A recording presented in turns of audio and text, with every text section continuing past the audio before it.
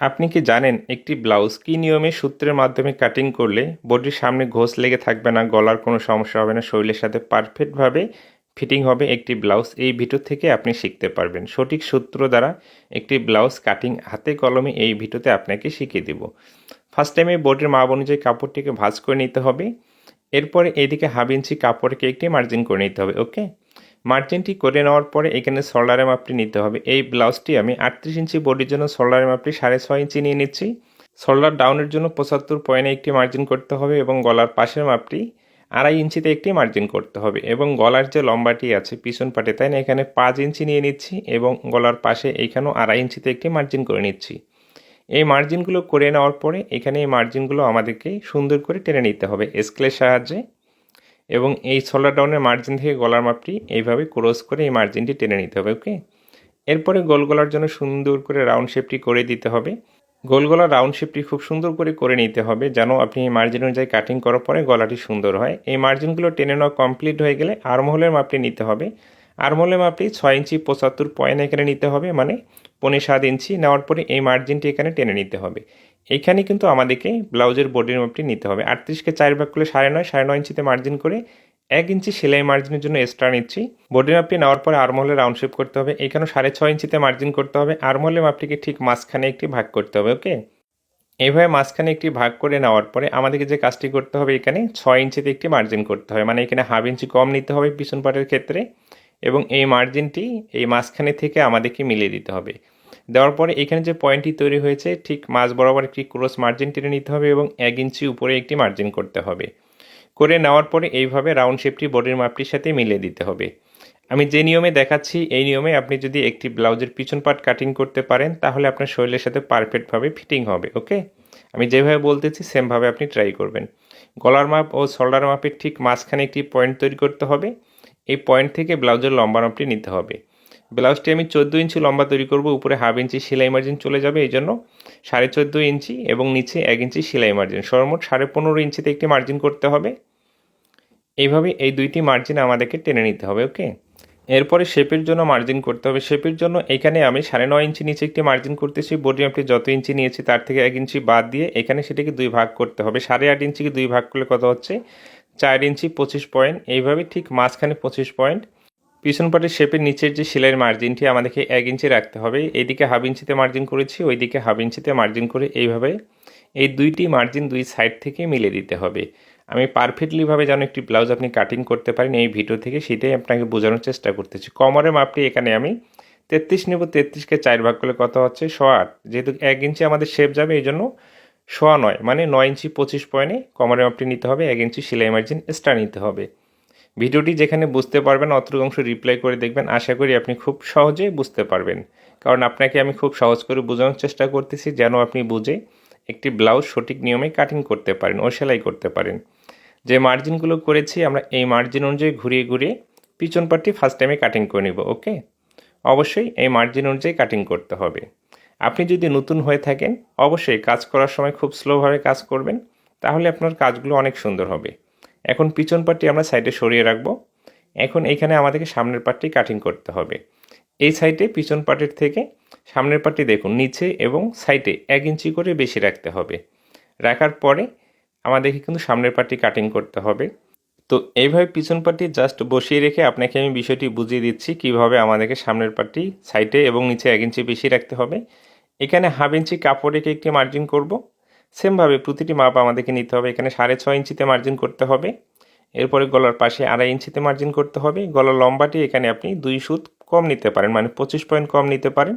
এখানেও 2.5 ইঞ্চিতে মার্জিন করতে হবে এবং শোল্ডার ডাউনের জন্য 75 পয়েন্ট এইভাবে ডাউন করে নিতে হবে। ওকে, নেওয়ার পরে সেমভাবে এই বক্সগুলো তৈরি করতে হবে। এরপরে শোল্ডার ডাউনের এই মার্জিনটি গলার মাপটির সাথে ক্রস করে মিলিয়ে দিতে হবে। দেওয়ার পরে সামনের পাটে গোল গলার জন্য আপনি রাউন্ড শেপটি এভাবে করে নেবেন। ওকে, করে নেওয়ার পরে তো আর্মহোলের মাপটি নিতে হবে। আর্মহোলের মাপটি আমরা 6 ইঞ্চি 75 পয়েন্ট নিয়ে নেব। নেওয়ার পরে এই মাপটিকে সোজাসুজি এইভাবে মিলিয়ে দিব। দেওয়ার পরে এখানে বডি মাপটি নিতে হবে। 38কে 4 ভাগ করে 9.5 ইঞ্চিতে মার্জিন করেছি। এই মার্জিন থেকে এখন 2 ইঞ্চি সেলাই মার্জিন এক্সট্রা নিতে হবে। আর পিছন পাটির জন্য কিন্তু 1 ইঞ্চি নিয়েছি। সামনের পাটি 2 ইঞ্চি এক্সট্রা নিতে হবে। সামনের পাটে 2 ইঞ্চি এই জন্য বেশি নিতে হবে কারণ সামনের পাটে আমাদের শেপ দিতে হয়, পিছন পাটে কিন্তু অতগুলো শেপ দিতে হয় না। এরপরে আর্মহোলের মাপটি ঠিক মাঝখানে একটি ভাগ করব। তো এখানে 6.5 ইঞ্চি নিয়েছি, আমরা এখানে 6 ইঞ্চিতে মার্জিন করব, মানে হাফ ইঞ্চি কম নেব। এখানে 1 ইঞ্চি কম নিতে হবে, এখানে 5.5 ইঞ্চিতে মার্জিন করতে হবে। আমি যে নিয়মে দেখাচ্ছি এই নিয়মে যদি আপনি একটি ব্লাউজের আর্মহোল নিতে পারেন তাহলে পারফেক্টলিভাবে আপনার ফিটিং হবে।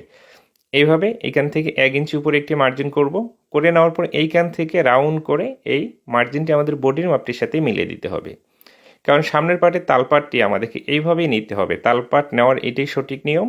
তাহলে আপনার কামিজ হোক ব্লাউজ হোক পারফেক্টলিভাবে শরীরের সাথে ফিটিং হবে। নাহলে ব্লাউজের আপনি এখানে দেখবেন কাপড় ঘোষ লেগে থাকবে, কোনো না কোনো সমস্যা আপনাকে ফেস করতে হবে। আশা করি তালপাটের মাপ ও মার্জিনটি কীভাবে নিতে হবে বুঝতে পেরেছেন। এরপরে আমরা লম্বা মাপটি নেব, গলার মাপ এবং শোল্ডার মাপের ঠিক মাঝখানে একটি পয়েন্ট তৈরি করব। এই পয়েন্টটি ফিতাটি রেখে এখন শেপের জন্য ফার্স্টে মার্জিন করব 9.5 ইঞ্চিতে। এবার 9.5 ইঞ্চিতে মার্জিন করে নেওয়ার পরে ব্লাউজটি কত ইঞ্চি লম্বা তৈরি করবো? 14, এখানে 14.5 ইঞ্চিতে মার্জিন করব এবং নিচে 2 ইঞ্চি এক্সট্রা নেব। ওকে, তাহলে এখানে আমরা 16.5 ইঞ্চিতে একটি মার্জিন করব। করে নেওয়ার পরে এইভাবে আমাদেরকে মার্জিনটি করে নিতে হবে। করে নেওয়ার পরে এখানে আমাদেরকে পাশে কত 4 ইঞ্চি 25 পয়েন্টে একটি মার্জিন করে এই মার্জিনটি এদিকে মিলিয়ে দিতে হবে এবং এই মার্জিনটি বরাবর নিচের দিকে টেনে নিতে হবে।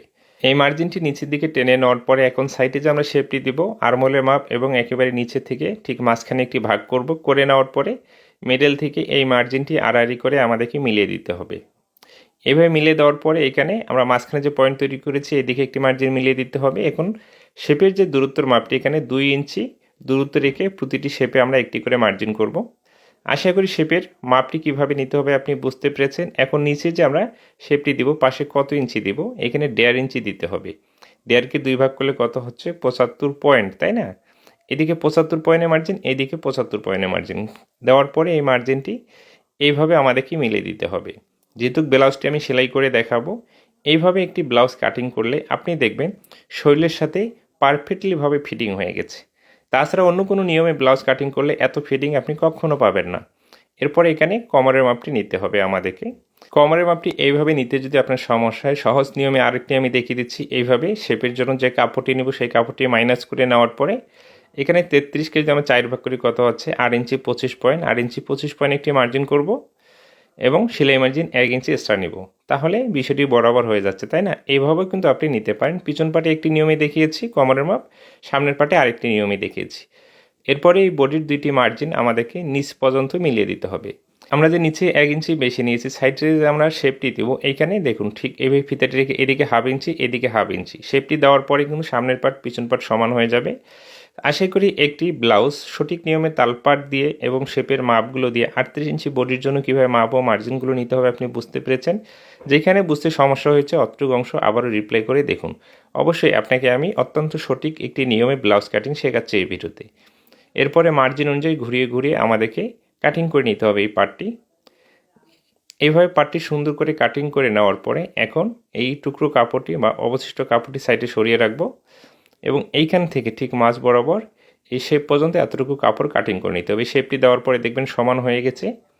এইভাবে কাটিং করতে হবে। ওকে, এখন আমরা সামনের পার্টটিও সরিয়ে রাখবো। অবশিষ্ট কাপড় দিয়ে হাতায় কাটিং করতে হবে। 2 হাত বহরের কাপড় দিয়ে হাতায় কাটিং করলে এখানে জয়েন্ট পড়বে, এই জন্য আমরা কী করব, কাপড়টি ব্যতিক্রম করে ভাঁজ করে রেখে ফার্স্ট টাইমে এদিকে হাফ ইঞ্চি কাপড় রেখে একটি মার্জিন করব। সেলাই মার্জিনের জন্য 1 ইঞ্চি এক্সট্রা নিব। নেওয়ার পরে এখান থেকে আপনার প্রয়োজন অনুযায়ী হাতের লম্বাটি নেবেন এবং হাফ ইঞ্চি সেলাই মার্জিন এক্সট্রা সহ নিতে হবে। নেওয়ার পরে এই মার্জিন থেকে সর্বনিম্ন 4 ইঞ্চি নিচে একটি মার্জিন করতে হবে। করে নেওয়ার পরে এই মার্জিনগুলো আমাদেরকে স্কেলের সাহায্যে মিলিয়ে দিতে হবে। ওকে, অবশ্যই আর্মহোলের ডাউনের জন্য সর্বনিম্ন আপনি 4 ইঞ্চিতে মার্জিন করবেন। এরপরে এখানে কত ইঞ্চিতে মার্জিন করতে হবে, এইভাবে আপনি ঠিক আছে 8 ইঞ্চিতে একটি মার্জিন করবেন এবং সেলাই মার্জিন 1 ইঞ্চি এক্সট্রা নেবেন 38 ইঞ্চি বডির জন্য। এরপরে 1 ইঞ্চিতে একটি মার্জিন করবেন, হাফ ইঞ্চিতে একটি মার্জিন করে নেবেন। আমি যেভাবে দেখাচ্ছি সেমভাবে আপনি ট্রাই করবেন। এরপরে এই মার্জিনটি এইভাবে ক্রস করে টেনে নিতে হবে। নেওয়ার পরে ঠিক মাঝখানে একটি ভাগ করতে হবে। আপনি যদি পারফেক্টভাবে কাজ শিখতে চান একটু কঠিনভাবেই আপনাকে শিখতে হবে।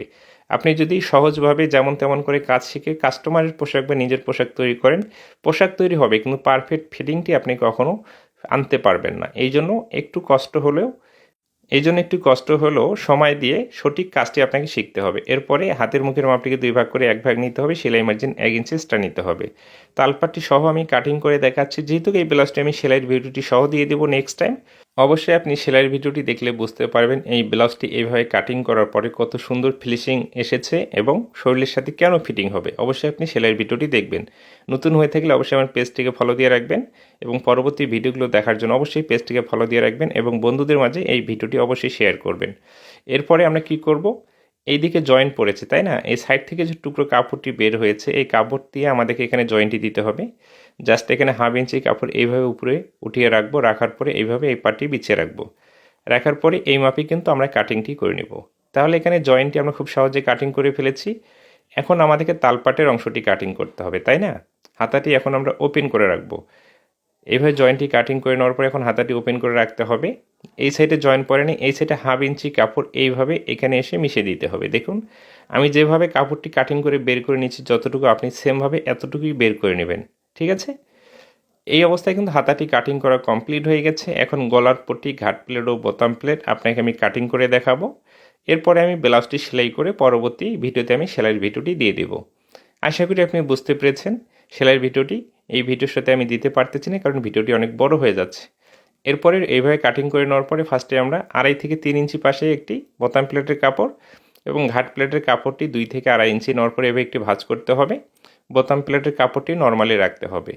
এই কাপড়টি 4 ভাঁজ করে এইভাবে রাখতে হবে। পিছন পাটটি আমাদেরকে রাখতে হবে এখানে, কারণ পিছন পাটের গলাটি বড়, এই জন্য পিছন পাটের মাপে এভাবে কাটিং করে নিতে হবে। এবার সুন্দর করে বিছিয়ে রাখার পরে কাটিংটি আমরা করে নেব। ওকে, এইভাবে কাটিংটি করা কমপ্লিট হয়ে গেলে বাইরের দিকে 1 থেকে 1 ইঞ্চি 25 পয়েন্ট এক্সট্রা কাপড় রেখে বাকি কাপড়টি কাটিং করে নিতে হবে। এই অবস্থায় ব্লাউজটি কাটিং করে একেবারে কমপ্লিট হয়ে গেছে। ভিডিওটি ভালো লেগে থাকলে অবশ্যই বন্ধুদের মাঝে শেয়ার করবেন, লাইক ও কমেন্টের মাধ্যমে আপনার মতামতটি জানিয়ে যাবেন। সেলাইয়ের ভিডিওটি দেখার জন্য পেজটিকে ফলো দিন।